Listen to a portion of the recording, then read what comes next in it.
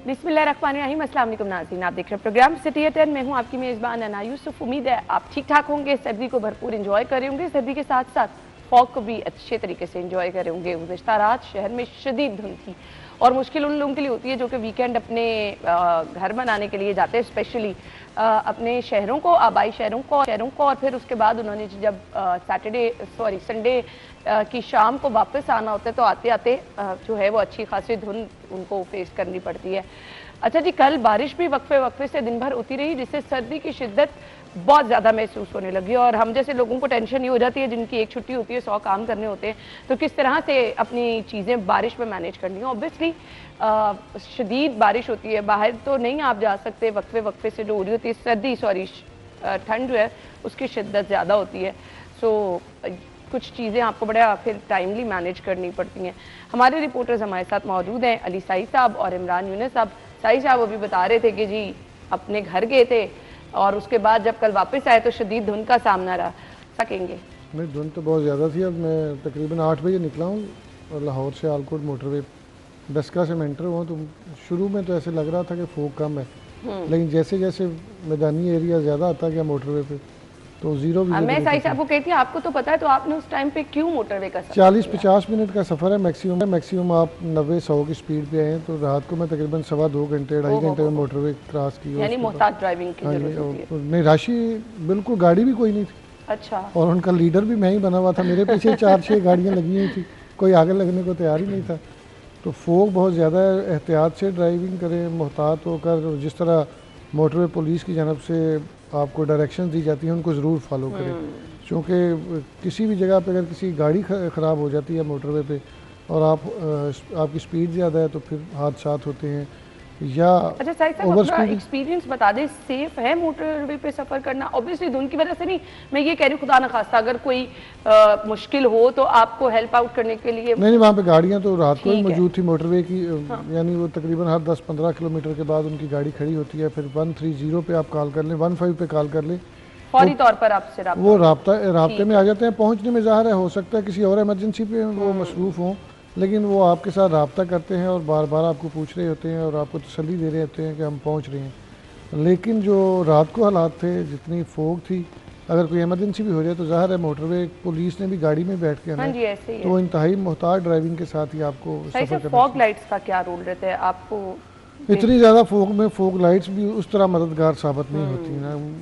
मैंने रात को आपको बताया कि बड़ी गाड़ी वाले भी जो थे वो भी मेरे पीछे ही आ रहे थे। मैंने कोशिश की, मैंने कहा मैं आगे लग गया हूँ, लेकिन 40-50 से ऊपर हम नहीं जा सके मोटरवे पे। और गाड़ियाँ भी ना किसी ने क्रॉस की है, ना इतनी ज़्यादा कोई ट्रैफिक थी, ना इतने ज़्यादा कोई लोग थे, लेकिन बहुत मुश्किल थी रात को जो ड्राइविंग।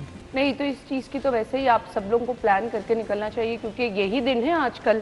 अर्ली मॉर्निंग भी हम आपको अपडेट करते रहते हैं कि मोटरवे को ट्रैफिक के लिए। वो बारिश हुई ना तो हम ये समझ रहे थे कि बारिश के बाद फोग उस तरह नहीं आएगी। धुंध छट जाती है नॉर्मली, लेकिन रात के टाइम मोटरवे तो सही सब वो जगह है जहाँ पर नॉर्मल दिनों में जब ठंड स्टार्ट होती है तब भी धुंध होना शुरू हो जाती है।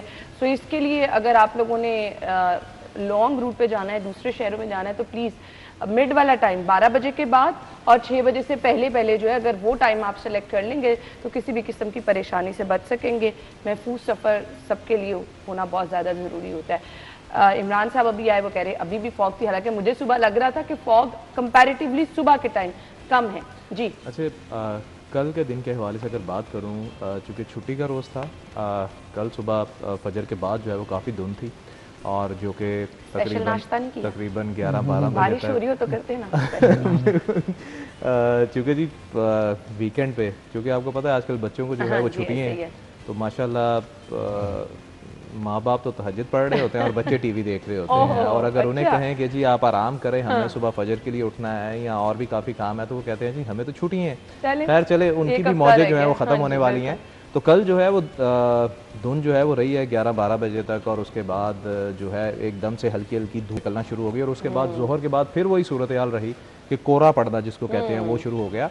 तो अभी भी सूरत हाल जो है वो दोबारा से वैसी होना शुरू हो गई है। चूँकि आप बता रही थी कि सुबह जो है वो फोग थोड़ी कम हो गई थी, लेकिन अब जो है दोबारा से धुंध जो है वो आना शुरू हो गई है। मैं तकरीबन 8 बजे के करीब और आप मोटरवे के हवाले से बात कर रही थी, देखिए ना, चूँकि अलीसाई जो हैं ये भी ट्रैफिक पुलिस को देखते रहे हैं, इन्हें भी पता है कि हादसा क्यों होते हैं। ऑब्वियसली हादसा जो है वो गैर जिम्मेदाराना गैर जिम्मेदाराना ड्राइविंग की वजह से जो है वो होते हैं, जिसमें तेज़ रफ्तारी है, लाइन और लेन की पाबंदी ना करना है। लेकिन मोटरवे पर जो हादसा होते हैं उसकी बड़ी वजह जो है वो ये होती है कि ज़्यादातर जो धुंध में एक्सीडेंट होते हैं उसकी बेसिक वजह ये होती है कि अक्सर लोग जो हैं वो अपनी गाड़ी चाहे थर्ड लेन में ही रोक लें, वो थर्ड लेन में रोक लेते हैं, जिसकी वजह से जो पीछे ट्रैफिक आ रही होती है, कुछ लोग जो हैं वो मोटरवे को तेज़ अपनी स्पीड जो है वो वैसे ही रखते हैं जैसे वो नॉर्मल डेज में रखते हैं। तो यही वजह है कि अगर एक गाड़ी रुकी हुई है, धुंध में वो नज़र नहीं आ रही, तो पीछे जो गाड़ियाँ आ रही हैं वो फिर उसके साथ एक्सीडेंट होता है। तो बहरहाल लोगों से रिक्वेस्ट यही है कि आपने अगर मोटरवे पर गाड़ी रोकनी है तो उन्होंने थर्ड लेन के साथ भी आपको स्पेस दी होती है, वहां पर गाड़ी जो है वो अपनी लगानी चाहिए। क्योंकि जिस तरह अली साई ने बताया कि जो फोगी लाइट्स होती है, जिनको येलो लाइट्स कहते हैं, हर कोई पेपर लगा लेता है, धुंध में वो वाकई कारआमद नहीं है। क्यों? क्योंकि वो आपको पता है कब नजर आती है, जब आपकी स्पीड जो है, मैं बात कर रहा हूँ मोटरवे पर, जब आपकी स्पीड सिर्फ 20 पे होती है तब आपको सामने नजर आएगा कि येलो लाइट जल रही है और आप स्पीड स्लो कर रहे हैं। लेकिन अगर आप तेज रफ्तारी से आ रहे हैं फिर तो आप जो है वो खतरनाक गाइडलाइंस ना मोटरवे पुलिस की जानिब से जारी की जाती हैं उनकी वेबसाइट वगैरह पे, जिनका सफर करना बहुत ज्यादा जरूरी है। जिस तरह साई साहब एवरी वीक कहते हैं जाते हैं अपने घर, जिन लोगों का आना जाना लगा रहता है, जिन्होंने अपने काम के सिलसिले में इधर आना है, सो उनके लिए गाइडलाइन फॉलो करना बहुत जरूरी है। वो लोग जो इंतजार कर रहे हैं, जिन्होंने जाना है मोटरवे पर सफर करना है, उनके लिए हम वकास की तरफ जा रहे हैं। जी वकास, बताइए क्या सिचुएशन है अभी मोटरवे की? ट्रैफिक के लिए खोल दिया गया है, कब खोला जाएगा, सूरत हाल बताइए। ना मोटरवे ट्रैफिक के लिए अभी तो बंद है और कब खोला जाएगा इसके बारे में तो हम कुछ नहीं कह सकते, क्योंकि जो मौसम की सूरत हाल नज़र आ रही है, यही कह सकता हूँ कि मज़ीद 1 से 1.5 घंटा लग सकता है सूरत हाल को क्लियर होने में। क्योंकि अभी शहर के अंदर ये सूरत हाल है कि विजिबिलिटी बहुत कम है। तो जब शहर से बाहर निकलते हैं, जो खुले एरियाज़ हैं, ख़ास तौर पर जो कालाशाह काकू से शेखपुरे तक का जो हिस्सा है मोटरवे का, वहाँ पर बहुत ज़्यादा धुंध है और विजिबिलिटी अभी भी सिफर है। तो इस हवाले से टाइम तो नहीं दिया जा सकता कितने बजे खुलेगी, ताहम अगर हम पिछले 2-3 रोज़ का तजिया करें तो ऐसा ही लगता है कि 11 साढ़े 11 बजे मोटरवे जो है वो ट्रैफिक के लिए खोल दी जाती है। अभी ना सिर्फ लाहौर इस्लामाबाद मोटरवे बंद है, बल्कि लाहौर सियालकोट मोटरवे भी बंद है, M3 M4 भी ट्रैफिक के लिए बंद है। और अभी मेरी थोड़ी देर कबल यहाँ पर ही एक मोटरवे वाले के ऑफिसर से बात हो रही थी, उसका कहना था कि जो महकमा मौसमियात की तरफ से उन्हें मालूमात शेयर की गई हैं, तो अगला जो 1-1.5 वीक है वो इसी तरह से सूरत हाल रहने का इम्कान जाहिर किया गया है। और अच्छा मतलब ये है, मुझे ये बताएं, मैं आपके पीछे देख रही हूँ गाड़ियों की लंबी लाइनें हैं, ट्रक भी है, तो ये इंतजार कर रहे हैं कि मोटरवे को खोला जाए तो फिर जाए, तो एकदम से लोड ज्यादा हो जाता है, आगे जाके कुछ चंक्स में फिर से फॉग का सामना रहता है। तो मोटरवे पुलिस की जानिब से कोई हिकमत अमली होती है कि कॉन्वे की सूरत में थोड़ा सा गाड़ियों को भेजा जाए, या फिर फ्लो हो जाता है अगर 12 बजे के करीब जो है वो मोटरवे को खोला जाता है? क्या प्लान होता है? एकदम से फिर ट्रैफिक ज्यादा ही हो जाती होगी। देखिए बड़ा सिंपल सा फार्मूला है मोटरवे पुलिस की तरफ से कि जब विजिबिलिटी 250 से 300 मीटर यानी कि आपको 1000 फीट तक आगे नज़र आ रहा है, तो उसके बाद मोटरवेज को खोला जाता है। और कल क्योंकि तकरीबन 12 बज चुके थे, लेकिन मोटरवे अभी भी जो विजिबिलिटी वो कुछ जगहों पर कम थी, तो इन्होंने कॉन्वे की शक्ल में गाड़ियों को इंटर करवाया और ख़ास तौर पर जो पैच था कालाशाह काकू से शेखपुरा तक का, उसको खुद अपनी निगरानी में वो क्रॉस करवाया। फिर जैसे विजिबिलिटी बेहतर रही, चीज़ें नॉर्मल हो गई, लेकिन जहाँ पे लगता है मोटरवे पुलिस को कि यहाँ पर धुंध की वजह से या विजिबिलिटी लो होने की वजह से कोई हादसा पेश आ सकता है, तो वहाँ पे ना सिर्फ कॉन्वे की शक्ल में गुजारा जाता है, बल्कि अक्सर सूरत हाल में ऐसा होता है कि मोटरवे की जो गाड़ी है वो स्क्वाड कर रही होती है, वो लीड कर रही होती है, और ताकि लोग ओवर स्पीडिंग ना करें और किसी किस्म का हादसा पेश ना आए। जो आपने पहले कहा कि पीछे गाड़ियां देख रहे हैं, तो ये गाड़ियों वाले जो है ये 2 घंटे से यहाँ पे खड़े हुए हैं। अच्छा। क्योंकि कुछ लोग ऐसे हैं जिन्हें लगता है कि पहले जाएंगे तो जैसे मोटरवे पहुंचेगी तो वो अपना सफ़र जो है वो शुरू कर सकते हैं, लेकिन मोटरवे पुलिस वालों की तरफ से ये कहा जाता है और शहरियों को भी ये चाहिए कि अपने घर से निकलने से पहले हेल्पलाइन से चेक कर लें, मीडिया पे खबर को देख लें, ताकि यहाँ पर आगे उनको बिल्कुल ठीक कहा आपने, किसी भी परेशानी से बचने के लिए। ठीक है Waqas, thank you so much. अब आपकी ड्यूटी तो आई थिंक तब तक है जब तक मोटरवे नहीं खुलती। चलें जी, आप भी अपना ख्याल रखिएगा, सर्दी की शिद्दत बहुत ज्यादा है। बाकी वो लोग जो कि वहां पर मौजूद हैं, मुझे उनकी समझ नहीं आती है।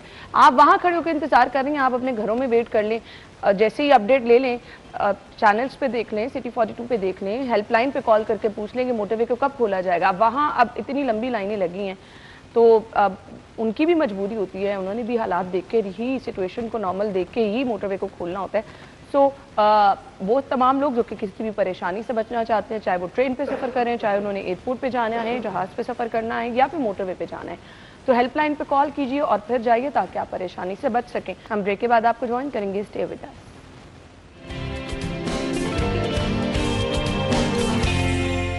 Welcome back.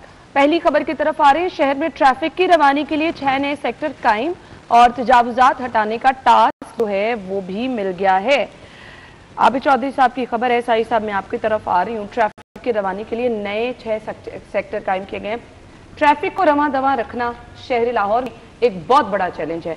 यहाँ पर हमने ये देखा, अंडरपासेस बन गए, फ्लाईओवर्स बने, उसके बाद फिर क्या जी, आपने रोड्स को सिग्नल फ्री कर दिया, बावजूद इसके पीक आवर्स में और जो आपके यूनिवर्सिटीज कॉलेजेस से छुट्टी का टाइम होता है, उस टाइम पे 5 बजे के बाद शहर की ट्रैफिक संभाले नहीं संभलती है। साई साहब, ये 6 सेक्टर क्या करेंगे?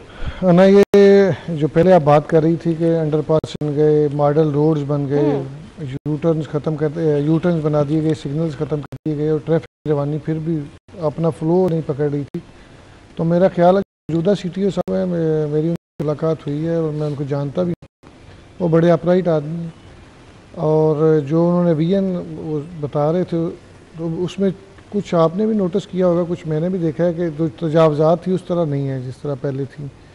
वार्डन साहब, अब आप डिस्ट्रिक्ट गवर्नमेंट का क्रेडिट CTO साहब को ना ना ना ना डिस्ट्रिक्ट गवर्नमेंट आने से पहले भी मैंने कुछ बाजारों में तजावुजात का खात्मा ना ना ना ना ना मैं आपको देखिए, जिसका जो क्रेडिट होता है, हो सकता है मुझे गलत, मैंने कल गड़ी शो यूटर्न लिया और मैं पिछले तकरीबन 23 साल 2024 से मैं पिछले 26 साल से उस सड़क पर गुजरता हूँ।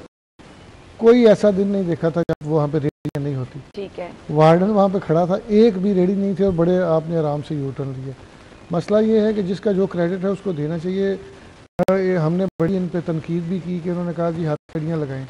जो पार्किंग माफिया है, जो ज़्यादा पार्किंग लगा के खड़े हैं, जो ट्रैफिक की रवानी मुतासर कर रहे हैं, उनके खिलाफ एक्शन होना चाहिए। फिर आपने प्यार से एक्शन पिछले 20-25 साल से देख लिया या 30 साल से देख लिया, किसी को असर होता ही नहीं। तो ये अगर 500 FIR पिछले 10 दिनों में दिए हैं और उसका ये आपको चीज़ें समरात नज़र आना शुरू हो गए हैं, तो ये अच्छी बात है। अब जो नए सेक्टर्स बने हैं, ये आपकी वो मेरा ख्याल है समनाबाद, यतीम खाना चौक, नियाजी अड्डा, ठोकर, वहाँ पे आपको पता बहुत ज़्यादा ट्रैफिक होती है और वहाँ पे उन्होंने चीज़ें थोड़ी समेट दी। उन्होंने कहा जी आपको ये ड्यूटी है कि आपने ये चीज़ें कंट्रोल करनी है, आपने ट्रैफिक का फ्लो यकीनी बनाना है। लेकिन वहाँ जिस तरह ट्रैफिक होती है, जितना वहाँ पे रश होता है, चीज़ें मुश्किल है। लेकिन गवर्नमेंट अगर किसी भी जगह पे कोई काम करना चाहती है तो मेरा नहीं ख्याल वो मुश्किल है।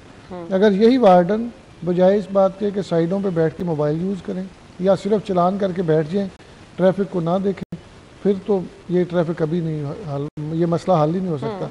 अगर यही वार्डन, इनको पता है और इनको ये बात बताई गई है कि भाई जिसने काम नहीं करना, जिसके इलाके में तजावजात होंगी, जिसके इलाके में रॉन्ग पार्किंग होगी, वो सस्पेंड होगा और बड़े वाज़े डायरेक्शन है।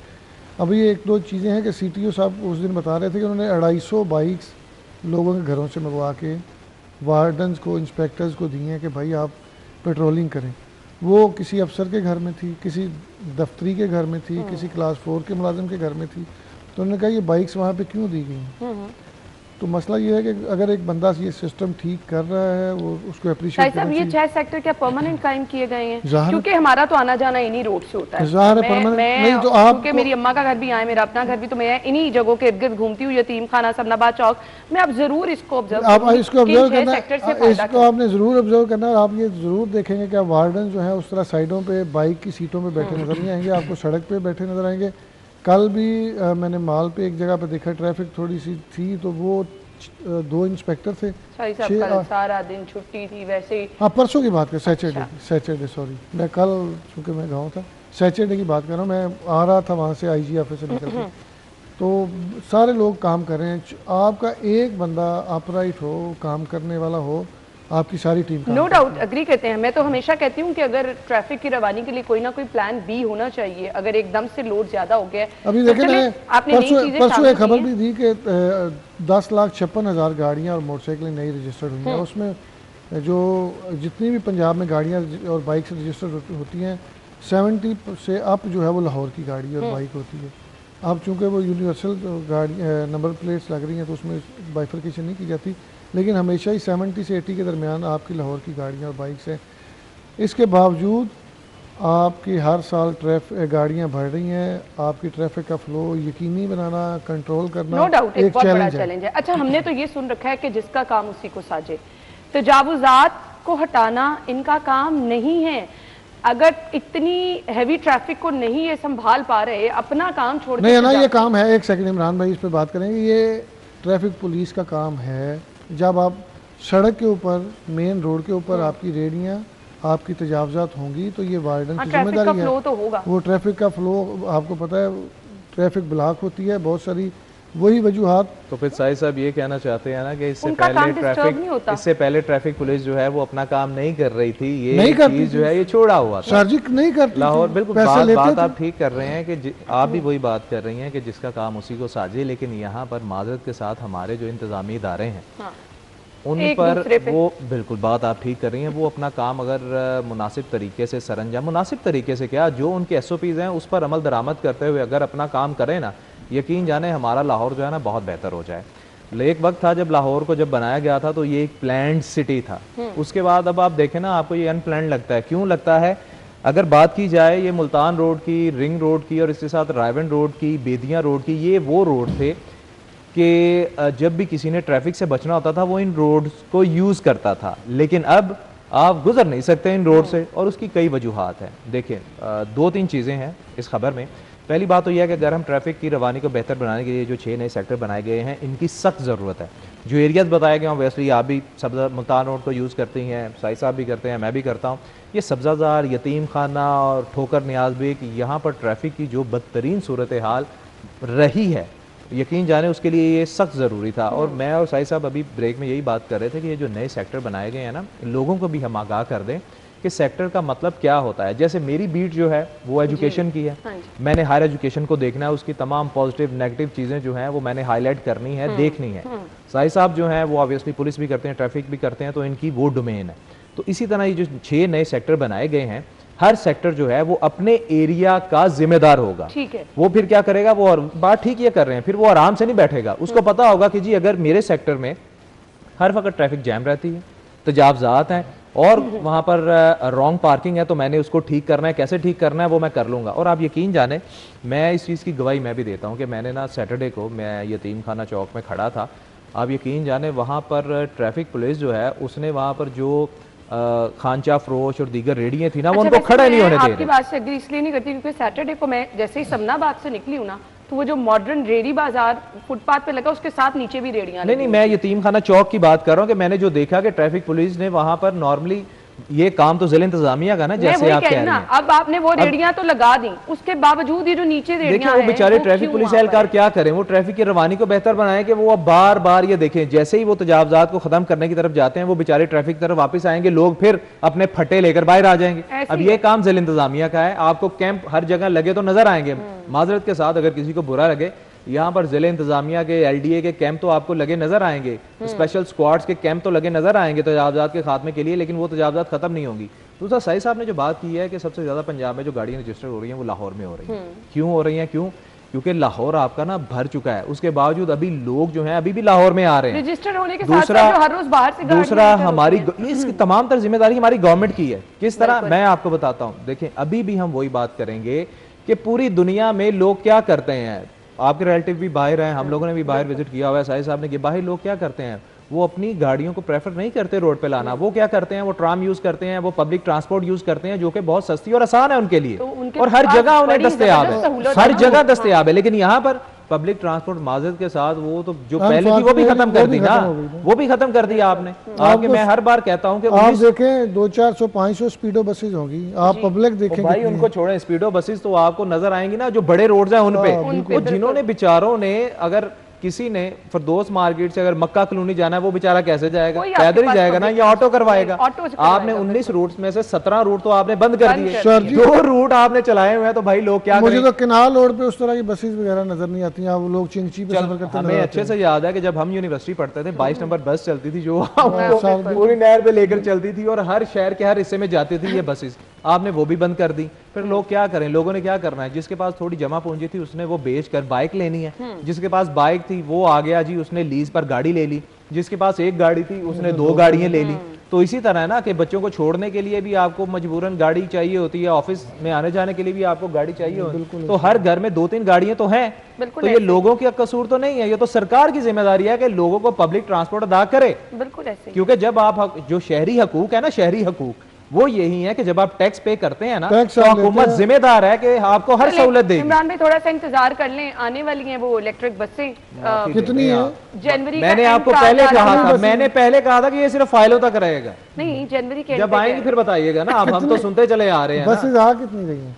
सही साहब पूरे पंजाब के लिए भी तो कुछ पैसे बताएं, पता नहीं तो यहाँ आप देखें आबादी कितनी है? इलेक्ट्रिक बस की बात हो रही है, वही कह रहा हूं। बिजली इनके पास वैसे नहीं है, सोलर ये वैसे नहीं लगाने दे रहे, ठीक है। चलिए कुछ अच्छे की उम्मीद रखें और थोड़ा सा स्पेस दे दें, टाइम दे दें, लेकिन देखते हैं, इंतजार करते हैं कि जो दावे किए जा रहे हैं वो किस हद तक, क्योंकि 1 महीना अब रह गया, बाकी जनवरी का एंड का जा रहा था, हम पता नहीं कब से इंतजार कर रहे हैं।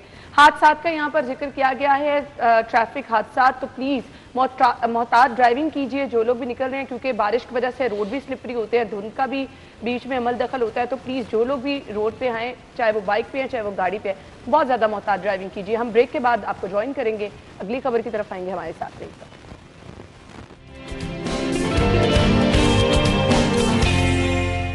Welcome back. अब तो मैं ये खबर डिस्कस कर करके थक गई हूँ, मुझे लगता है अल्फाज मेरे पास कम पड़ गए, मैं तो कुछ नहीं बोल रही हूँ। प्राइस कंट्रोल कमेटियां गिरां फरोशी पर काबू पाने में नाकाम, इमरान यूनुस।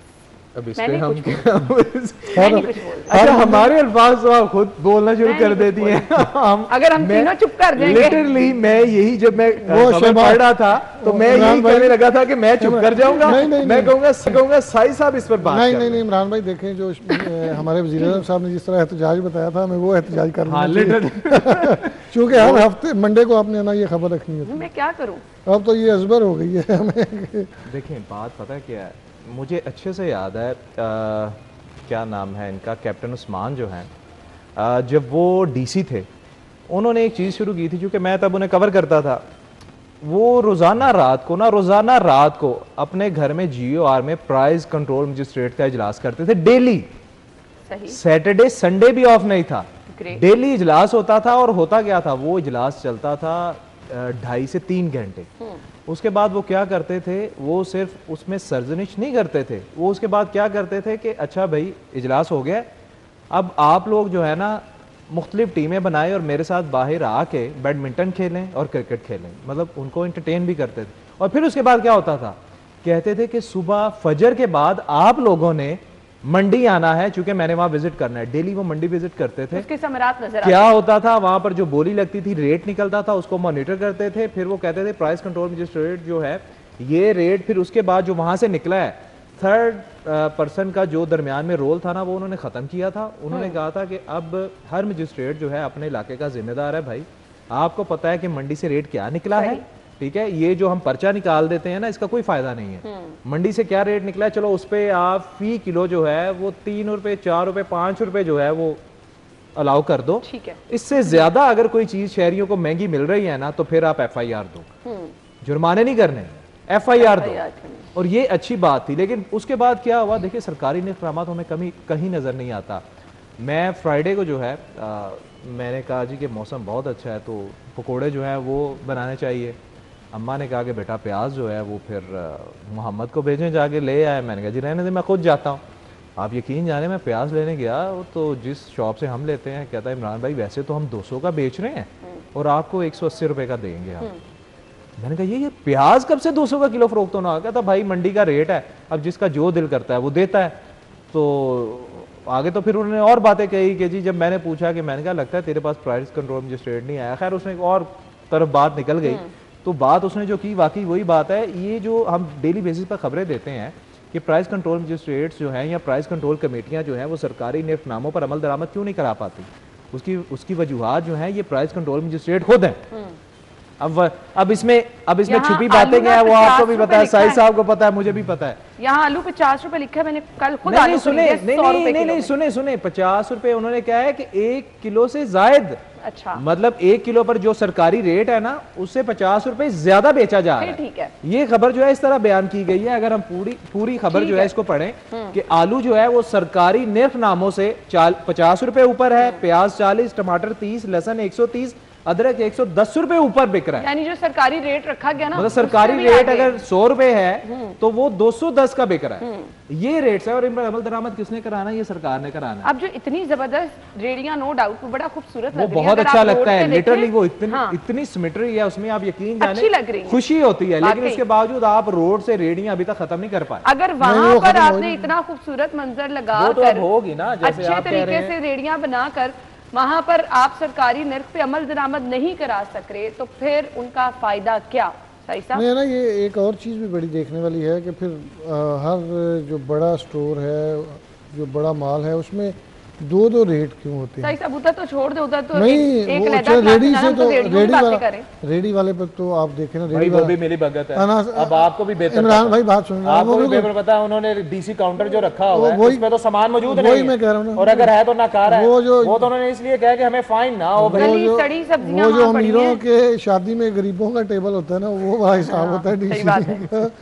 देखें रेडी वाले ने तो रेट अपना रखा, वो भाग गया, वो रेडी लेके जहाँ मर्जी चला गया।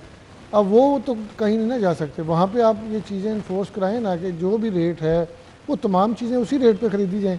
वो जिस तरह कोई सेल लगी होती है और जिसमें 5 साल पुराने कपड़े और जूते रख दिए जाते हैं कि ये 30 रुपये का, ये 20 रुपये का, ना उसकी तरफ कोई जाता है ना ख़रीदता है, लेकिन बाहर एक बहुत बड़ा बोर्ड लगा होता है कि सेल सेल सेल। वो देखने की हद तक अच्छा होता है, ख़रीदने की हद तक अच्छा नहीं होता। ये मुझे बड़ी बात अजीब लगती है कि बड़े मॉल्स पे, बड़े स्टोर्स पे, वहाँ पे आपका जो काउंटर है वो अलहदा लगा हुआ है, वहाँ पे कोई जाता ही नहीं। वो लोग कहते हैं यहाँ पे चीज़ें अच्छी है ही नहीं। इसका मतलब है सरकार की रेट नहीं है। सही। और इसमें कसूर किसका है? आपके लोगों का। चूँकि वहाँ पे आपने मंथलियाँ लेनी होती हैं, वहाँ से आपने दिहाड़ियाँ लेनी होती हैं, वहाँ से आपने माल इकट्ठा करना, आइडियाज भी देने होते हैं कि कैसे बचना है आप लोगों ने हमसे। बिल्कुल, हमसे कैसे बचना है। देखें हमने रेट किस वक्त इमरान भाई डीसी को कॉल आप लोगों के पास ना पूरी टीम है इसके लिए, आपने अथॉरिटी भी बना दी प्राइस कंट्रोल के लिए। एक बात मैं आपको बताऊं, ये पॉसिबल है ही नहीं कि मुतलका एसी के नीचे वाले स्टाफ को पता ना हो कि उनके इलाके में क्या हो रहा है। एसएचओ, ये पॉसिबल ही नहीं कि एसएचओ के थाने में क्या कुछ हो रहा है उसको पता ना हो। ये फिर वो एसएचओ है ही नहीं, वो समझे वो जीरो है। देखें मैं परसों एक एसएचओ के पास बैठा था, तो वैसे ही किसी बंदे का नाम लिया तो उसने उसका ये भी बता दिया कि उसने क्या क्या नाम रखा है, SJ फलां फलां, यानी इस हद तक चीज़ों का पता होता है।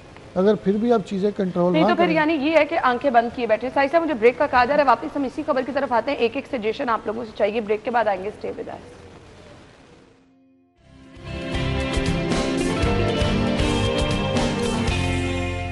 Welcome back once again. और अब आ रहे हैं जी नेक्स्ट खबर पर। हम कोई प्लान करके टारगेट नहीं कर रहे। आई डोंट नो कि ये खबरें एक के बाद एक क्यों इंतज़ामिया के खिलाफ रखी गई हैं। शहर में धड़ल्ले से चील गोश्त की फरोख्त जारी है। सॉरी, मैं अपने रास्ते में आती थी, 3 पॉइंट्स पर हर रोज़ देखती हूँ चील गोश्त वाला, और लोग उसके पास रुकते हैं। पता नहीं क्यों, मुझे समझ नहीं आती कौन सी ऐसी नज़र है जो उतर जाती है। बहुत दूसरे तरीक़ेकार होते हैं। हम ये नहीं कह रहे कि आपके ना करें, लाजमी करें, सदका दें, लाजमी दें, लेकिन ये चील गोश्त की हमने खुद हौसला शिकनी करनी है। अली साइद साहब, ये 2-3 साल पहले एक कैंपेन चली थी, उस वक्त ये चीज़ें थोड़ी कंट्रोल हुई थी। इमरान भाई उस वक्त मेरा ख्याल कवर करते होंगे, वो पता नहीं कौन से डीसी साहब थे, लेकिन वो चीज़ों को अच्छे तरीके से मॉनिटर किया गया और इन्फोर्स भी किया गया और इस पर फोकस भी किया गया। फिर वही CTO साहब वाली बात है कि CTO एक बंदा है जो उसमें ईमानदार है और वो सारे सिस्टम को ठीक करना चाहता है। बिल्कुल आपको चीज़ें फेस करना पड़ेंगी, सिफारिशें आएंगी, मुश्किलात आएंगी, लेकिन अगर आपने ये अपने साथ अहद किया ना मैंने ये काम करना है तो वो हो जाना है। अगर कमांडर ही काम नहीं कर रहा, कमांडर ही फोकस नहीं कर रहा और आपने सिर्फ सोशल मीडिया की हद तक रहना है, आपने सिर्फ तस्वीरों की हद तक रहना है और आपने सिर्फ प्रेजेंटेशन आप इतनी अच्छी प्रेजेंटेशन ये अफसरान देते हैं, आपकी सोच है, वो लोग पूरी आपकी जो सियासतदान जो आपका वज़ीर आला बैठा है या आपके वज़रा बैठे हैं, ज़ाहिर है उनके पास उस तरह टाइम नहीं होता। ये इतनी अच्छी और कॉम्प्लिकेटेड प्रेजेंटेशन बनाते हैं कि वो कहते हैं चलें ये तो काम कर रहे हैं, ये तो बड़ा ज़बरदस्त काम कर रहे हैं, लेकिन वही अगर वो बनानी भी नहीं पड़ती, वो बनी बनाई मेरे ख्याल से नीचे टीम्स मौजूद है उनकी जो बनाती हैं। अभी मेरी और इमरान भाई की बात हो रही थी, आईजी साहब ने कितने अच्छे थाने बना दिए, कितना उनकी प्रमोशन दे दी। आज इन्होंने एक प्रेस रिलीज भेजी कि इस साल भी तकरीबन 4000 कुछ लोगों को प्रमोशन दी हैं, 2 साल के दौरान 26,000 से ज़्यादा लोगों को प्रमोशन दी है। आज पता क्या हुआ है फैसलाबाद में, थाने के अंदर समझे डाकू आए हैं, उन्होंने आके थाने के अंदर हवालात में बंद 3 भाइयों को फायरिंग करके कत्ल कर दिया फैसलाबाद थाने के अंदर। और किस तरह आए हैं आप ये देखें कि थाने के अंदर सीढ़ियाँ लगा के, सेफ कौन है, सीढ़ियाँ लगा के वो थाने के अंदर घुसे हैं। और हमें ये लगता है कि ये हमारे मुहाफिज बैठे चलें, वो उनकी आप सुन कह लें कि अपनी पुरानी दुश्मनी होगी, ये पुलिस के थाने की सिक्योरिटी है, कहाँ पे वो कांस्टेबल की क्या सिक्योरिटी है कि वो सीढ़ियाँ लगा के चढ़ के दीवारें अंदर आए तो घरों को लूट लेना, आते जाते हवालात के अंदर भी प्राइवेट सिक्योरिटी रख ले। अच्छा, ये बात और तरफ निकल जाएगी। मैं इमरान साहब आप पे आ रही हूँ, मेरे पास टाइम कम है। ये चील गोश्त फरोख्त करने वाले जो हैं, ये किन की रिस्पॉन्सिबिलिटी है इनको पकड़ना? देखिए, मैं आपको ये एक आधे मिनट में सारी डिटेल जो है वो बता देता हूँ। चले हम यहाँ से शुरू होते हैं। पूरा हफ्ता आप खबरें डिस्कस करती हो, हमारी मुलाकात हफ्ते बाद होती है, यहाँ हफ्ते में 2 बार हो जाती है। कोई मुझे ऐसा इदारा बता दे, आप तो डेली बैठती हैं ना रिपोर्टर्स के साथ डिस्कस करते हैं, कौन सा ऐसा इदारा जो अपना काम कर रहा है? कोई एक इदारा मुझे बता दे जिससे मुतालिक शिकायत नहीं। अच्छी खबर की आप बात कर रही थी ना कि अच्छी खबर तो नजर नहीं आ रही। कल परसों की बात है कि हम एक वफाकी वजीर के साथ बैठे हुए थे और उनके साथ भी ये डिस्कस हो रहा था। वो खुद कह रहे थे कि कोई एक अच्छा काम हमें बता दें। हम कह रहे थे भाई आप हमें एक अच्छा काम बता दें। सही बात। और लिटरली ऐसी कोई चीज जो है वो नजर नहीं है। अच्छा, चील गोश्त की तरफ अगर आप आ जाएं, सही साहब बिल्कुल ठीक कह रहे हैं कि जब सरकार ने इसको काबू करना होता है ना, वो कर लेते हैं, ठीक है, लेकिन ये चीज नहीं होती मुख्तलिफ गली चौराहों में। मेरे ख्याल से सबसे पहले आप वो चील गोश्त फरोख्त कहाँ पर हो रहा है, लेके कहाँ से ये लोग आ रहे हैं? मैं आपको वो छोड़ दें, वो तो नहीं रुक सकता ना। क्यों? क्योंकि माजरत के साथ हराम कमाना तो हमारे सरकारी इदारों में ना पड़ा ही हुआ है, ठीक है, पड़ा ही हुआ है। मैं लोगों को ये कहना चाहता हूँ, खुदारा जो लोग ये समझते हैं ना ये काम क्यों चल रहा है, क्योंकि लोग उनसे खरीदते हैं। खुदारा ये कोई सदका खैरात नहीं है। सदकात क्या है आपको पता है कि अगर आपने गोश्त का सदका करना है तो भाई बाजार से थोड़ा सा गोश्त खरीद के आप अपने घर की छत पे रख दें या कहीं राह पे चलते किसी पार्क में रख दें, ये है सदका। जो वो चील गोश्त मिलता है, क्या वो सदका है? वो फिफरे को पता नहीं कलर लगाया होता है और वो दिया होता है। अगर आप वो नहीं कर सकते, आपके पास टाइम नहीं है कि आपने गोश्त लेके सदका करना है, तो खुदारा कोई दाल चावल चीनी या कोई और चीज राह चलते किसी दरख्त के नीचे डाल दो भाई, ये सदका खैरात कर लो। या किसी बेचारे जो अपाहिज है, जो आपको नजर आ रहा है कि वाकई डिजर्व करता है, उसको आप 10-20 रुपए दे दो। अगर नहीं तो आपके गली मोहल्ले में जहां से गुजरते हो मस्जिद के बाहर गले लगे हुए हैं भाई, उसमें डाल दो। ये है सदकात। ये तो आप चील गोश्त, मुझे तो समझ नहीं लगती लोग इसको सदका समझ के क्यों, ये तो सदका है ही नहीं। चले वो इमरान भाई ठीक है, मैं कहता हूँ ये मान लेते हैं उनकी बात, लेकिन जिस चीज में आपके रस्तों में रुकावट आ रही है, एक्सीडेंट्स हो रहे हैं, आपको मुश्किलात का सामना करना पड़ रहा है। कसम से आप ड्राइव कर रहे हो वादत रोड पे, मैं ड्राइव कर रहा हूँ और चील जनाब ऐसे आई है, ठा आगे मेरी विंड से मेरी गाड़ी का जो साइड मिरर है वो तोड़ दिया चील ने। ओहो, ये तो 2-3 माह पहले की वादत रोड पे मैं पिछले हफ्ते की बात बता रहा हूँ। वादत रोड पे चील गोश्त बिक रहा है। और ये वो मेन रोड है जहाँ पर ये वाकया नहर पे बिक रहा है। किससे डर के छुपे हैं? क्या वहाँ से इंतजामिया की या वहाँ से पुलिस की गाड़ियाँ नहीं गुजरती? कम से कम इन लोगों को पकड़े हैं। और हालांकि इस पे दफा 144 नाफिज है। और आपको पता है कि सरकार ने जब दफा 144 लगाई हो ना कि भाई 10 से ज्यादा लोग इकट्ठे नहीं हो सकते, और फिर वो सरकार नहीं इकट्ठे होना देती, लेकिन वहां पर तो इनके सियासी मुफाद होते हैं ना कि भाई अपोजिशन को खड़े नहीं होने देना, इसलिए वहां पर तो दफा 144 जो है इंतजामिया की है भाई। ये सिटी डिस्ट्रिक्ट गवर्नमेंट की जिम्मेदारी है और उसके ऊपर देखें हायर अथॉरिटीज क्या है, आपकी सीएम साहिबा है ना, उनकी जिम्मेदारी है। कौन सा ऐसा इजलास है जिन्होंने पार्किंग के हवाले से आप ले लें, साई साहब ने भी बताया कि सबको पता है कि शहर में आपने पार्किंग कंपनी बनाई है, लेकिन वो कर क्या रही है सबको पता है। सीएम साहबा उस पर कोई इजलास नहीं ले रही, आपकी तजावजात है उस पर कोई इजलास नहीं ले रही, आपकी ग्राम फरोशी है, उस आवाम की जो बेसिक इशू है ना वो सिर्फ यही है कि उन बेचारों को महंगाई जो है वो, उसके साथ ये जो मसाइल हैं ये नहीं है जी ट्राम चला देंगे, ये कर देंगे, नहर पे हम रेस्टोरेंट बना देंगे। और खुदा का खौफ खाएं, अवाम बेचारी 2 वक्त की रोटी उन्हें नहीं मिल रही, बिल्कुल ऐसे ही है। और ये चीज़ें इंतज़ामिया अगर नहीं कर पा रही ना, तो टोटली इंतज़ामिया की ही फेलियर है। इंतज़ामिया का काम ये है कि आवाम को रिलीफ देना, सब्जियों फलों की कीमतों का कंट्रोल रखना, दालों की कीमतों को कंट्रोल रखना, जो शहर में आपको कहीं नज़र नहीं आ रही। इंतज़ामिया का काम ये है कि इस तरह के जो अनासिर हैं इन पर काबू पाना, वो आपको कहीं नज़र नहीं आ रही। फिर इंतज़ामिया कर क्या रही है, ज़रा जाके दफ्तरों में देख लें, आप भी बेहतर तरीके से देख लें, जान लेंगे।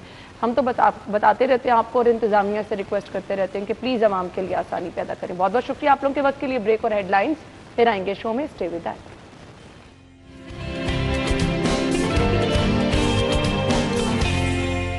Welcome back once again. Programme के हिस्से में जी हम बात करने वाले हैं कुछ कल्चर के हवाले से। सकाफत का कौमों की ज़िंदगी में क्या रोल होता है, इससे तो बिल्कुल इनकार नहीं किया जा सकता।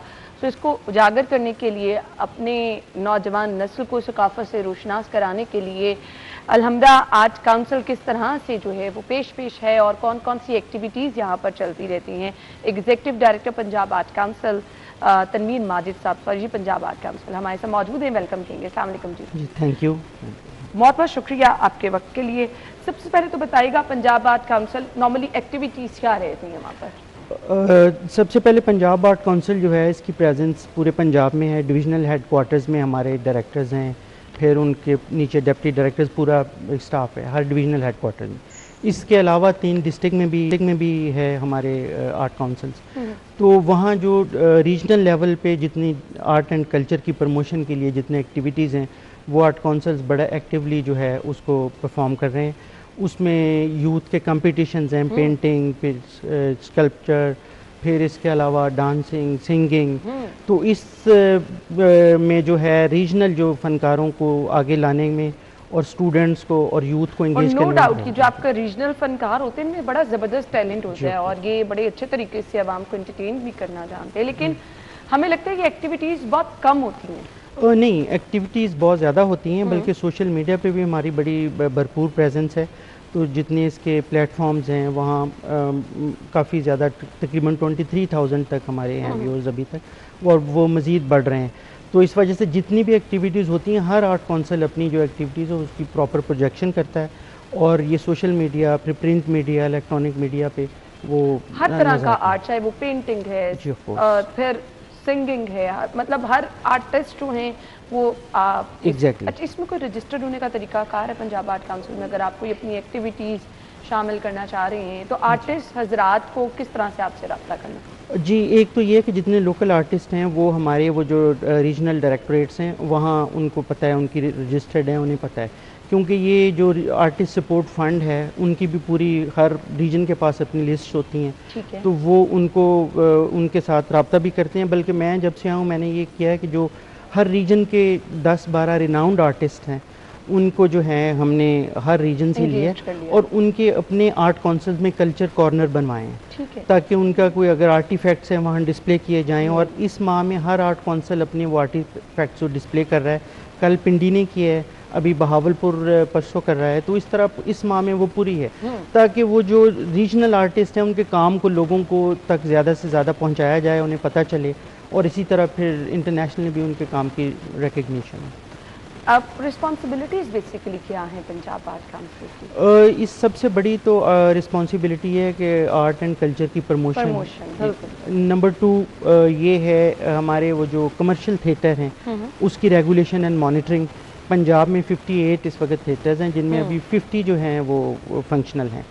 तो उनमें जो उसकी स्क्रिप्ट की अप्रूवल, फिर इसके अलावा जो भी गिवन SOPs हैं उनकी कंप्लायंस, अगर उसकी वायलेशन हो तो उसको फिर हम उसको बैन भी करते हैं, सील भी करते हैं, आर्टिस्ट को फिर हम रोकते हैं फिर इस तरह की वायलेटिव एक्टिविटीज़ में पार्टिसिपेट करने के लिए। तो ये इसका सेकंड फंक्शन है।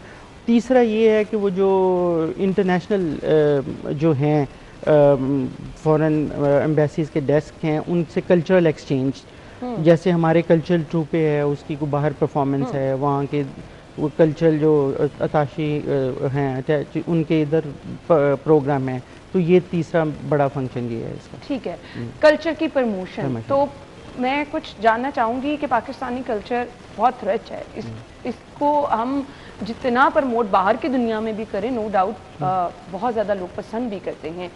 सो हम अपने कल्चर को प्रमोट करने के लिए ज़रूरी है कि स्कूल कॉलेजेस की सतह पे स्टूडेंट्स को इंगेज किया जाए, तो पंजाब आर्ट काउंसिल इसके लिए कितना एक्टिव है? जी, इसमें क्योंकि यूथ की जो है इसमें एंगेजमेंट और उसकी जो पार्टिसिपेशन है वो बड़ा इसका पिवटल रोल है। तो इसमें यूथ के वो जो कॉलेज यूनिवर्सिटीज़ में इसके कंपटीशन जो हैं हर पेंटिंग्स के करवाए जाते हैं। अभी बल्कि लाहौर में ये 9 तारीख को हम ओपन एयर थिएटर में यूथ का इसका पेंटिंग का कंपटीशन करवा रहे हैं। फिर इसी तरह बल्कि ये कंपटीशन का ये होता है कि डिस्ट्रिक्ट में जो सिलेक्ट होते हैं डिवीज़नल लेवल पे आते हैं, वहाँ से प्रोविंशियल लेवल पे आके फिर फर्स्ट सेकंड थर्ड को जो है वो अवार्ड दिया जाता है। ये हर साल ये सब आर्ट फॉर्म्स के कंपटीशन होने के बाद उनको फिर इधर जो है ना उसको प्राइज मनी और इस तरह से उनको सर्टिफिकेट्स दिए। अच्छा, स्कूल कॉलेजेस के थ्रू ही स्टूडेंट्स आपसे रब्ता कर सकते हैं कि डायरेक्ट पंजाब आर्ट काउंसिल आके भी रजिस्टर्ड करा सकते हैं, अपना काम जो है वो सबमिट करा सकते हैं? जी डेफिनेटली। वो एक तो ये है कि वो उसमें अगर कंपटीशन में पार्टिसिपेट करना है तो वो पूरा उनको जो है उसको रजिस्टर किया जाता है, उनको पार्टिसिपेशन होती है, फिर फाइनल होता है। इसके अलावा हम भी एक्सेसिबल हैं थ्रू अपने वेबसाइट्स है, फिर इसके अलावा हम हमारे रीजनल ऑफिसेज हैं वो इजीली हम एक्सेसिबल। नॉर्मली किस किस तरह के मुकाबले जो हैं हम देखते हैं कि हमारे यहाँ दस्तकारी का बड़ा रिवाज है, हैंडीक्राफ्ट बहुत खूबसूरत अंदाज में ख़वातीन भी बनाती हैं, तो किस किस तरह के मुकाबले अरेंज किए जाते हैं? जी, वो जो दस्तकारी वगैरह है वो आपने बड़ा राइटली पॉइंट आउट। यूथ के मुकाबले तो वही हैं जो जैसे स्कूल कॉलेजेस में जो कंपटीशन हो सकते हैं, पेंटिंग, यस, पेंटिंग्स हो गया, सिंगिंग हो गई या इस तरह की डांसिंग वगैरह वो। लेकिन ये जो आपने दस्तकारी वगैरह की बात की, ये हमारा बहुत ज़्यादा पोटेंशियल है इसमें। साउथ पंजाब हो गया हमारा, बहावलपुर मुल्तान रीजन में एम्ब्रॉयडरी है, पोट्री है। बल्कि मिनिस्टर इंफॉर्मेशन ने अभी रिसेंटली हुई थी उनसे डिस्कशन, वो बड़ी ज़बरदस्त उनकी है विजन कि इसको जो है ना एक तो इनके काम को एक स्टैंडर्डाइज किया जाए, वो इंटरनेशनल मार्केट में प्रमोट करना है तो वो जो उनका स्किल है उसको बेहतर तौर पर उसको रिफ़ाइन पहले किया जाए, फिर इसके बाद उसकी सोशल जो है मार्केटिंग की जाए, और फिर इसके अलावा इसी से उनकी फाइनेंशियल यानी उसको एक कॉटेज इंडस्ट्री का जो है ना वो दर्जा दिया जाए, ताकि उनका काम भी एक तो इंटरनेशनल रिकग्नाइज हो और उनको उतना ही वो फाइनेंशियली भी उतना रिवार्डिंग हो। तो इस पे इंशाल्लाह काम कर रहे हैं ताकि इसको अच्छे लेवल पे इस्टेब्लिश करने के बाद ये इसको किया जाए। आर्ट पंजाब आर्ट काउंसिल मेरे ख्याल से बहुत बड़े बड़े आर्टिस्ट भी आते होंगे आपके पास, तो पाकिस्तान में टैलेंट किस तरह देखते हैं, आर्टिस्ट किस लेवल के हैं? पाकिस्तान में अल्लाह का इतना करम है कि बहुत ज़्यादा टैलेंट है, बड़ा पोटेंशियल है। बल्कि पिछले दिनों में मेरा शेखुपुरा जाने का इत्तेफाक हुआ, वहाँ भी हमारा डिस्ट्रिक्ट आर्ट काउंसिल है, वहाँ एक प्राइमरी स्कूल टीचर वो आए, उन्होंने कहा कि जी ये पिछले दिनों कनाडा में परफॉर्म करके आए हैं, हीर वारिस शाह वो गाई है, उन्होंने गा के सुनाया, it was such amazing performance. तो इसी वजह से इसी तरह मुल्तान गया, मुल्तान में उधर इतने आर्टिस्ट जिन्होंने इंटरनेशनली अपना रिकग्नाइज करवाया हुआ है, वो खत्ताती में, फिर पेंटिंग में। तो इस वजह से हर खित्ते में अल्लाह ने बेपनाह टैलेंट दिया हुआ है। लेकिन हम जैसे इदारों का जो काम ये है कि उनकी प्रॉपर प्रोजेक्शन, प्रमोशन, रिकग्निशन और उनकी प्रॉपर पैटर्नेज, तो इंशाल्लाह हम पूरी कोशिश कर रहे हैं कि वो जिस भी तरह से उनको काम को एक्नॉलेज किया जाए और उसकी ज़्यादा से ज़्यादा प्रोजेक्शन और कुछ ऐसी प्लानिंग भी चीज़ें हिस्सा हैं कि बड़े बड़े आर्टिस्ट हैं हमारे पास, पीटीवी के दौर के बहुत बहुत बड़े फनकार, ड्रामा निगार, उनकी कुछ एक्टिविटीज़ अब आर्टिस्ट हजरात के साथ कराई जाए, क्योंकि उस दौर के ड्रामे और जो स्क्रिप्ट थे हमें आज वो नहीं नज़र आते हैं।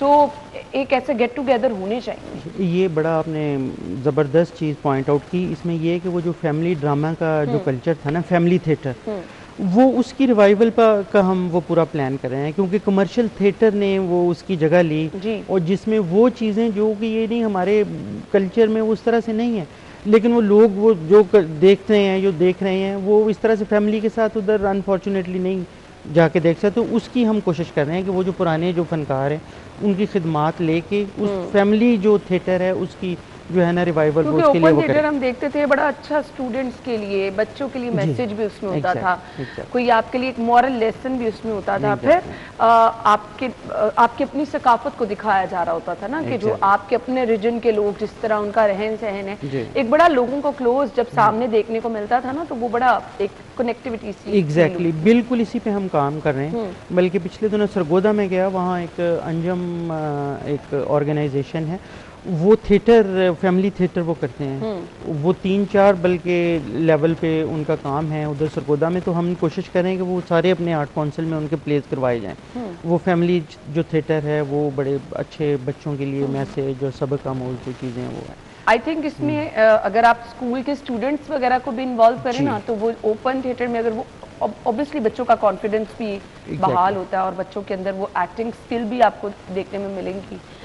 दूसरी तरफ अगर हम देखें ये टिकटॉक वगैरह पे बच्चे जो अपनी एक्टिंग स्किल दिखा रहे हैं, उससे बेहतर ये चीज़ें हैं। नहीं, वो हम इनका कंपटीशन करवा रहे हैं। ये इनकी वो जो थिएट्रिकल सोसाइटीज़ हैं स्कूल कॉलेजेस की, उनको इंगेज करके उनका कंपटीशन करवाएंगे थिएटर पे, ताकि उसमें से जो बेहतर हैं उनको फिर उनके प्लेज इधर मुख्तलिफ शहरों में करवाने के बाद, ताकि उनकी जो है ना वो प्रॉपर लेवल पे जो है रहनुमाई करने के बाद अच्छे लेवल का जो है फंड सामने। बिल्कुल, इसके लिए बड़ा ज़रूरी है कि बच्चों को इंगेज किया जाए, इस तरह की एक्टिविटीज़ में लेकर आया जाए। मैसेज क्या होगा देखने वालों के लिए? मैसेज ये है कि पाकिस्तान एक अल्लाह का दिया हुआ बड़ा हमारा एक नेमत है, इसकी जितनी भी कदर करें, जो भी जिस फील्ड में है अपनी भरपूर उसमें दयानतदारी के साथ वो काम करें।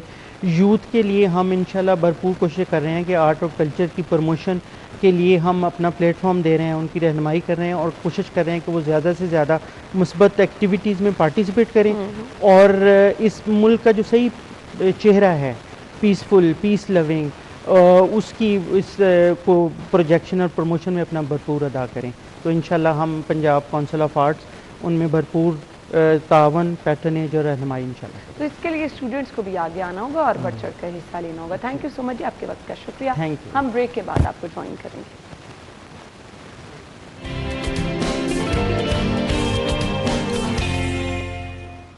Welcome back once again. और हम आपकी मुलाकात कराते रहते हैं अपने टैलेंट से भरपूर नौजवानों से, जो कि मुख्तलिफ फील्ड में अपना लोहा मनवाते हैं। और ख़ास तौर पर अगर हम बात करें बच्चियों की, तो मुख्तलिफ स्पोर्ट्स की फील्ड में क्या ज़बरदस्त प्ले कर रही हैं। सो नाज़रीन, आज के जो हमारे मेहमान हैं उनकी तरफ मैं जाना चाहूँगी, लेकिन उससे पहले मैं आपको उनके बारे में कुछ बताती चलूँ जी। महानूर अली, जो कि स्क्वॉश जूनियर ओपन 2024 के फाइनल में जिन्होंने इंडिया को शिकस्त दी है जी, और ज़बरदस्त उन्होंने जो है वो कामयाबी इसमें हासिल की है। इसके साथ साथ नाज़रीन आपको ये भी बताते चलें कि गोल्ड मेडल उन्होंने हासिल किया और पहली पाकिस्तानी स्क्वॉश वो खिलाड़ी बन गई। सो उनकी ये कामयाबी का सफ़र और स्क्वॉश उन्होंने कब स्टार्ट की और किस तरह से वो कामयाबी का ये सफ़र तय करी है। महानूर अली, सहरिश अली, दोनों बहनें हैं, स्क्वॉश चैंपियन है, हमारे साथ मौजूद हैं। उनको अपने शो में वेलकम करेंगे। अस्सलाम वालेकुम जी। वालेकुम, क्या हाल चाल है आपके? बिल्कुल।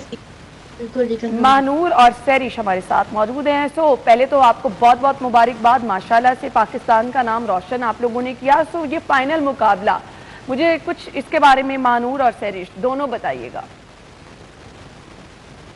बहुत टफ मैचेस हुए ओवरऑल, बहुत अच्छी प्लेयर्स आई थी ऑल ओवर द यूएस और एशिया में मैं कहूँगी। और मेरा जो फाइनल है वो इंडिया के साथ आया, क्योंकि मैं थ्री स्ट्रेट जीती। तो मैं बहुत खुशी की बात है कि मैं ये फाइनल जीती। इससे पहले मैं अंडर 11 में जीती थी, तब मैं अंडर 13 में जीती। बहुत प्राउड मोमेंट है। नो डाउट, ये सिर्फ आपके लिए नहीं बल्कि पूरी कौम के लिए बहुत प्राउड मोमेंट है, और जब आपका रिवायती हरीफ इंडिया होता है।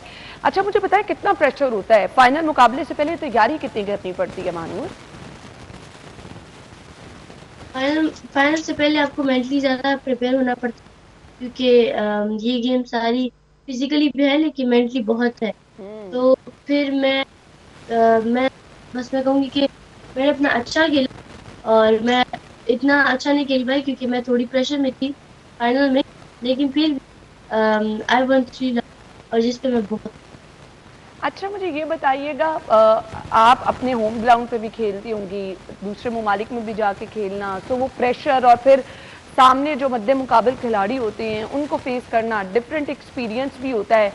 जब आप दूसरे खिलाड़ियों को देखती हैं तो क्या मोटिवेशन होती है, प्रेशर होता है, क्या सिचुएशन होती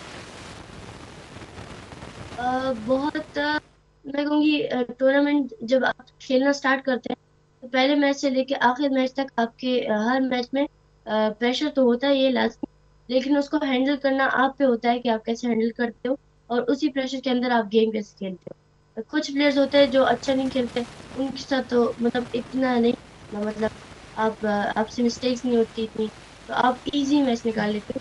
लेकिन जब आपका ओपोनेंट टफ होता है तो आपको फिर मेंटली और फिजिकली दोनों फिट होना चाहिए ताकि आप उससे कैसे गेम है? बिल्कुल आपने ठीक कहा। तो स्क्वॉश खेलते हुए कितना अरसा हो गया आपको? मुझे स्क्वॉश खेलते हुए 5 साल हो गए हैं और मार्लो को 6 साल हो 5 साल हो गए, 6 साल। तो दोनों का आपस में मुकाबला भी होता है, दोनों एक दूसरे से भी कुछ सीखती हैं? जी बिल्कुल, हमारे नेशनल्स में भी आपस में टूर्नामेंट आता है, फाइनल आता है और इंटरनेशनली भी हमारा एक फाइनल आपस में आया था और सेमी भी आपस में। अच्छा, दोनों बहनों को क्या लगता है बेस्ट प्लेयर आप दोनों में से कौन है? पिछली बार जब हमारा मैच हुआ था तो मानूर जीती थी, तो मैं कहूँगी मानूर सबसे अच्छी। मुझे ये बताएं, प्रैक्टिस कितनी करनी पड़ती है फाइनल मुकाबले से पहले? बाकी एक्टिविटीज़ को कैसे मैनेज करते हैं? ऑब्वियसली पढ़ाई वाली आपकी उम्र है, सो पढ़ाई को मैनेज करना, खेल की तरफ किस तरह टाइम कितना देती हैं? हम लोग रोजाना 5 to 6 आवर्स ट्रेनिंग करते हैं, जिसमें हम लोग पढ़ाई भी साथ में करते हैं। हाँ, मैनेज करना बहुत ज्यादा मुश्किल हो जाता है, लेकिन हम लोग जी मैनेज कर लेते हैं। हम लोग सुबह ट्रेनिंग के लिए जाते हैं, उसके बाद हम रेस्ट करते हैं, फिर दोबारा सेकंड सेशन के लिए हम लोग जाते हैं। हम लोग फिजिकल फिटनेस भी साथ में करते हैं और फिर उसके बाद हम लोग घर आते हैं शाम को, उसके बाद हम लोग होम स्कूलिंग करते हैं। अच्छा, फिटनेस के लिए क्या क्या एक्टिविटीज रहती हैं? कोई जिम ज्वाइन किया हुआ है और डाइट कॉन्शियस भी ऑब्वियसली रहना पड़ता होगा, तो फिटनेस के लिए क्या प्लानिंग होती है आपकी? फिटनेस के लिए वो आपके कोच पे डिपेंड करता है कि वो आपके पास कितने टाइम में अपनी ट्रेनिंग करनी है। या फिर आपके पास अगर 3 महीने हैं तो आप पे फिर वो टफ ट्रेनिंग कराएंगे, लेकिन नहीं, अगर आपके पास 3 वीक्स है या फिर कुछ टाइम है टूर्नामेंट के लिए, तो फिर आपको स्ट्रेंथनिंग या फिर मोबिलिटी एक्सरसाइज चाहिए। सही। और डाइट भी बहुत जरूरी है। सही, डाइट तो नो डाउट बहुत इम्पोर्टेंट रोल होता है डाइट का। तो मुझे ये बताएं, खाना पीना क्या बिल्कुल कम कर देती हैं जब कोई मेन मुकाबला, फाइनल मुकाबला सामने आता है, कि अच्छी डाइट रखनी पड़ती है, हेल्दी डाइट रखनी पड़ती है? हमें हेल्दी डाइट रखनी पड़ती है, बिल्कुल जंक फूड नहीं, क्योंकि फिर आपका जो है तो वो अफेक्ट करता है आपके स्टेमिना पे और आपके जो है तो मूवमेंट पे, क्योंकि फिर आप स्लो हो जाते हैं। तो इस वजह से हम लोग मैच से पहले कोशिश करते हैं कि ज़्यादातर जंक फूड से दूर। हाँ, जंक फूड तो वैसे भी अच्छा नहीं होता। अच्छा जी, ये जो आपका फाइनल मुकाबला जो इंडिया से हुआ था, कहाँ पर हुआ था, कितने खिलाड़ी उसमें मद्दे मुकाबल थे और आपकी क्या पोजीशन थी? ये हुआ था स्कॉटिश जूनियर ओपन में, जो कि मेरा फाइनल था, और जो था एडिनबर्ग स्कॉटलैंड में। तो मैं अच्छा खेली, मैं उससे 3 लव जीती और बहुत अच्छा मैच, वो भी अच्छा खेली। लड़कियों के लिए तो खेल कैसा है? लड़कियों को आना चाहिए इस खेल की तरफ? स्क्वॉश लड़कियों के लिए बहुत सेफ गेम है और बहुत अच्छी गेम है। तो क्योंकि मैं कहूँगी कि ये, और आप ये इंडोर स्पोर्ट है, तो ये हर कोई खेल सकता है, चाहे वो 40 ईयर्स हो, चाहे वो 5 ईयर्स हो, तो कोई भी खेल सकता है स्क्वॉश। और ये मतलब टफ भी है, लेकिन एक बार आप सीख जाओ तो फिर आप कुछ छोड़ने का दिल नहीं चाहेंगे स्क्वॉश। इसके लिए आपको ट्रेनिंग लेनी बहुत ज़्यादा ज़रूरी होती है कि आपको किसी प्रोफेशनल को ही हायर करना है, मुकम्मल ट्रेनिंग लेनी है? जी ऑब्वियसली ट्रेनर की तो ज़रूरत होती है हर फील्ड में, हर स्पोर्ट में। तो लेकिन अगर कंसिस्टेंसी से स्क्वॉश खेले तो फिर आप मतलब आप एक दिन खेले, अगले दिन ना खेले।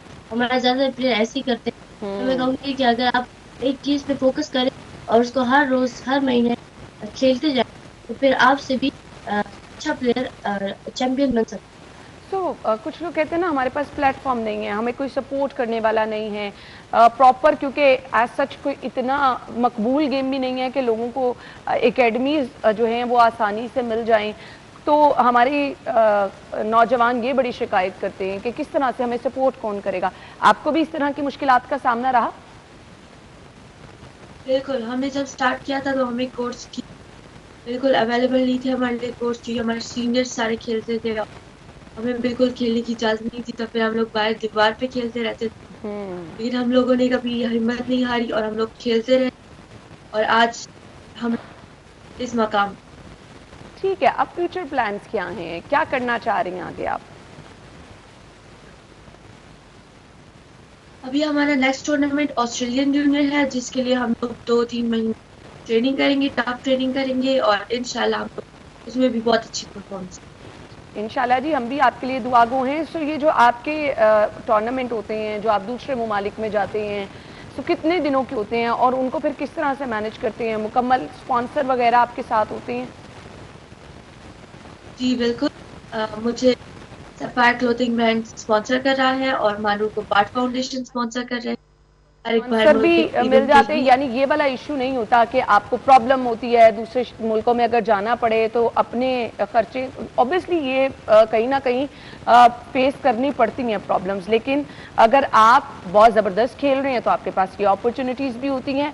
हमारे मुल्क में स्क्वॉश इतना आम नहीं है, सो क्या इसकी वजह एक ये है कि हम उस तरह का टैलेंट भी नहीं निकाल पा रहे? ये असल में हमारे भी सपोर्ट नहीं है स्क्वाश को। जितना फोकस ये लोग क्रिकेट को कर रहे हैं उतना स्क्वाश को बल्कि चाहिए, क्योंकि हमारे जो है पिछली स्क्वाश में हिस्ट्री बहुत अच्छी है और अभी तक हमारे प्लेयर्स इंटरनेशनल सतह पे गोल्ड मेडल्स जो है तो ला रहे हैं, टाइटल्स जीत रहे हैं और हमें भी बार्ट फाउंडेशन सपोर्ट कर रहा है इस टूर्नामेंट के लिए। हमारे पास भी पहले स्पॉन्सर नहीं थे, तो मैं उनको बहुत थैंक यू करूंगी और बार्ट फाउंडेशन की तरह जितने भी और प्राइवेट सेक्टर्स हैं जो बच्चों को सपोर्ट कर रहे हैं, मैं चाहूंगी कि वो चलें जी, ये तो बहुत अच्छी चीज़ है। सो आप 3 बहनें हैं, तीनों ही स्क्वॉश खेलती हैं। फैमिली में कोई और मेंबर भी है जो आप लोगों से इम्प्रेस होकर स्क्वॉश खेलना चाहता है? मुझे बहुत लोग मिलते हैं जो कहते हैं कि मुझे भी स्क्वॉश ज्वाइन करना है, लेकिन हमारे पास फैसिलिटीज नहीं है। तो मैं कहूंगी कि आप एक बार ट्राई करें, स्क्वॉश ना हो कोई और स्पोर्ट हो, लेकिन आप ट्राई तो करें कम से कम। बिल्कुल ऐसे ही है। सो मैसेज क्या होगा आपका देखने वालों के लिए? अगर आप स्क्वॉश स्टार्ट करना चाहते हैं तो बिल्कुल हमें मोटिवेशन एज अ मोटिवेशन ले ले। ऐसे हम लोगों ने कभी हिम्मत नहीं हारी और हम 5 साल तक हम लगातार खेलते रहे स्क्वॉश और आज हम लोग इस मकाम पे हैं, तो आप भी कभी हिम्मत ना हारें। यानी आप ये मैसेज देना चाह रहे हैं कि ये कामयाबी एकदम से नहीं आपको मिल जाती, इसके लिए स्ट्रगल करनी पड़ती है और आपकी स्ट्रगल 5 साल जो है वो चलती रही है।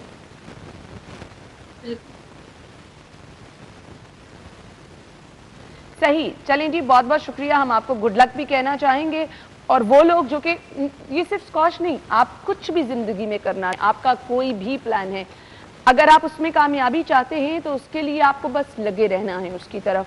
कामयाबी के लिए बहुत ज़्यादा ज़रूरी ये चीज़ें होती हैं कि आप अपने काम को टाइम दें और मेहनत और लगन करें। आजकल अनफॉर्चुनेटली हम देख के किसी को काम तो स्टार्ट कर लेते हैं, हमारे अंदर वो टैलेंट है भी नहीं, पर हम देखते हैं कि अच्छा जी सोशल मीडिया पर वो हिट जा रहा है, उसके इतने व्यूज़ हैं, उसके इतने व्यूवर्स हैं, सो हमें इस तरफ आना है।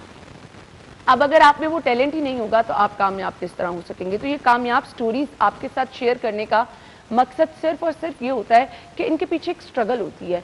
वो लोग जो कि दिनों में ऊपर चले जाते हैं वो उसी तरह दिनों में वापस भी आना शुरू हो जाते हैं। 5-5, 6-6 साल किसी चीज़ को टाइम देना, तो चाहे आप में किसी भी किस्म का कोई आर्ट है, अगर आप किसी खेल में हैं, तो इसके लिए बहुत ज़्यादा ज़रूरी है कि पहले आप उसको अच्छी तरह से सीख लें, फिर आप फील्ड में आएँ, फिर आप अच्छे तरीके से अपने मद्दे मुकाबिल जो भी लोग हैं उनके मुताबिक तैयार होना शुरू। छोटी बात नहीं है कि ये छोटी छोटी सी बच्चियां दूसरे ममालिक में जा रही हैं, इंडिया के साथ खेल रही हैं। जैसा कि हमारी जो मेहमान थी मानूर, वो कह रही थी कि हमें प्रेशर भी बहुत होता है और एकदम तो फील्ड में उनको ऐसा भी लग रहा था कि शायद वो जीत ही ना सके, लेकिन ये मेहनत होती है जो कि आपको कामयाब भी कर देती है। तो मेहनत कीजिए और आगे बढ़ते जाइए, इसी तरह से आप भी पाकिस्तान का नाम रोशन कर सकते हैं। हम ब्रेक के बाद आएंगे, स्टे विद अस।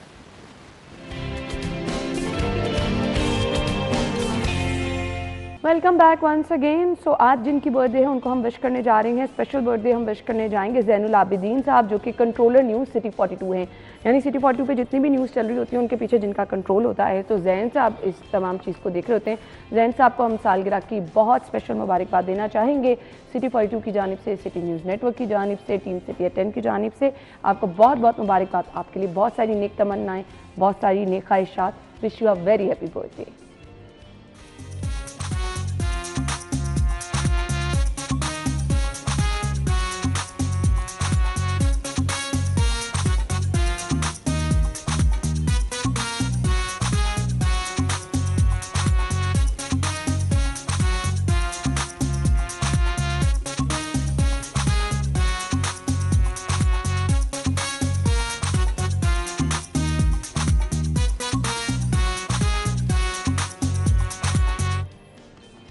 सो नाज़रीन, लिस्ट मेरे पास मौजूद है। जिनकी बर्थडे है उस तरफ भी चलेंगे, लेकिन उससे पहले हमने आपको बतानी है आज की रेट लिस्ट आज के भाव में।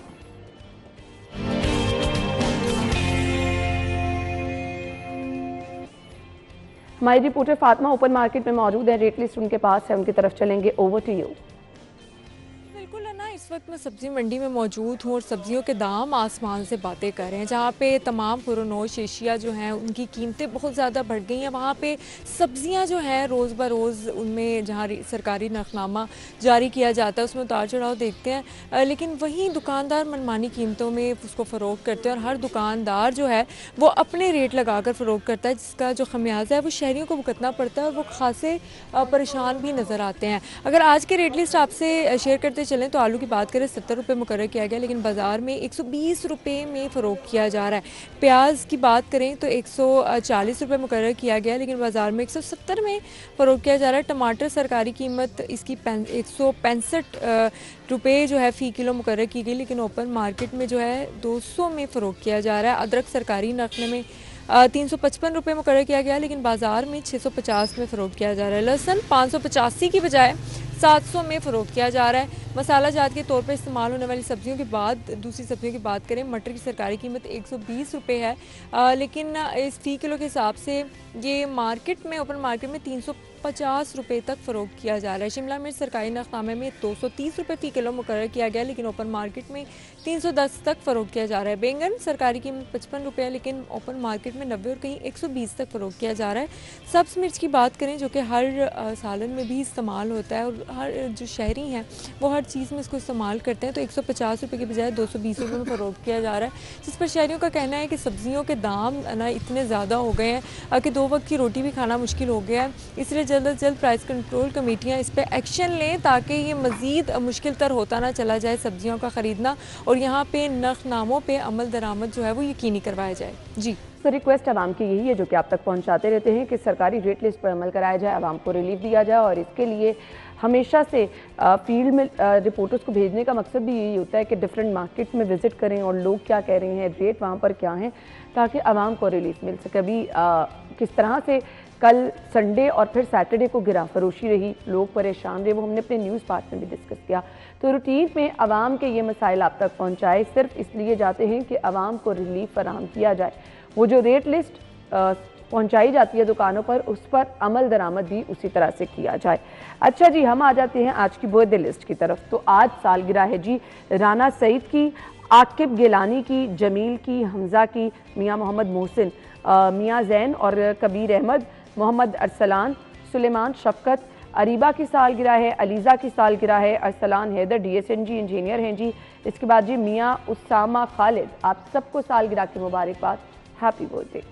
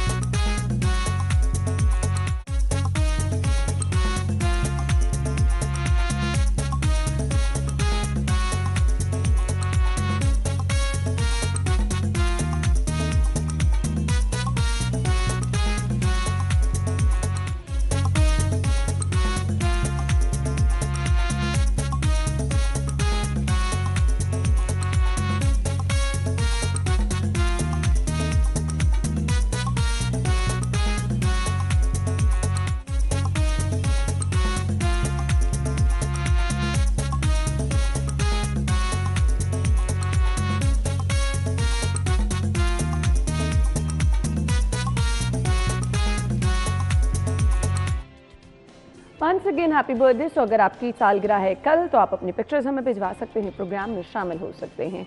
इसी तरह से हम आपकी सालगिरह को भी स्पेशल बनाएंगे। नंबर आपकी स्क्रीन पर है, इस नंबर पर आप अपना नाम और अपने पिक्चर्स भेज दें। अगर आपके किसी बहन भाई की, अगर किसी फ्रेंड की, किसी की भी फैमिली में सालगिरह और आप उसको स्पेशल फील कराना चाह रहे हैं तो जो आप हमें पिक्चर्स भेज सकते हैं, कल के प्रोग्राम में शामिल की जाएंगी। कल मुलाकात होगी, इजाज़त दीजिए, अल्लाह हाफ़िज़।